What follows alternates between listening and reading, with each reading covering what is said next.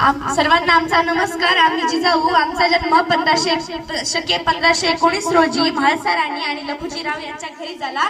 जेव्हा जन्म झाला तेव्हा दारोदारी रांगोळी काढल्या गेल्या, तोरणं बांधली गेली, हत्तीवरनं साखर वाटण्यात आली. म्हणूनच आमचे नाव जिजा ठेवण्यात आले. जिजा म्हणजेच की जय आणि विजय. आजूबाजूला सरदारांची गर्दर, योद्ध्यांचे डावपेच, सल्ला मसलत आणि न्याय निवाडे हे तर दररोजच असं होतं आमचं बालपण.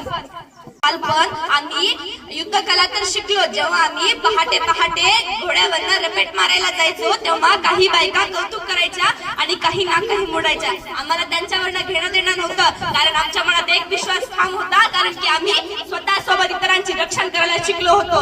आम्हाला आमचे लग्न शहाजीराजे यांच्याशी झाले आणि आमच्या मनामध्ये स्वातंत्र्याची पहाट होऊ लागली होती. आमच्या पोटामध्ये अंकुर वाढू लागला होता. आम्हाला विलक्षण डोहाळे लागले होते.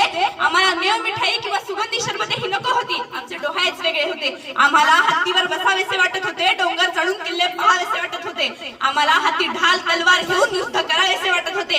अखेर 19 फेब्रुवारी 1630 रोजी माझ्या बाळाचा जन्म शिवनेरी किल्ल्यावर झाला आणि ते लहानपणापासूनच युद्धामध्ये पारंगत झाले होते. त्यांना आम्ही लहानपणापासून शिकवण दिली होती, जात पात धर्म असं बघायचं नाही, प्रत्येक जात धर्माची रक्षण करायचं आणि स्वतःवर ठाम विश्वास असला पाहिजे. इतरांची हेळसांड होऊ द्यायची नाही, प्रत्येकाला समान वागणूक द्यायची. स्वराज्य म्हणजे स्वतःचे राज्य. इथे कोणी नीच नाही ना कोणी उच्च नाही.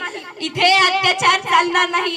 एक स्त्रीच होते स्वराज्य घडवणाऱ्या स्फूर्तीची एक मूर्ती होते. शहाजीराजेंची वीर पत्नी होते, तर भोसले घराण्याची आदर्श सून होते, तर जाधव घराण्याची लाडकी लेक होते. मी प्रत्येक स्त्रीने माझा आदर्श घ्यावा अशी एक आदर्श जिजाऊ होते. सर्वांना प्रत्येक स्त्रीने माझा आदर्श घ्यावा अशी एक आदर्श जिजाऊ होते.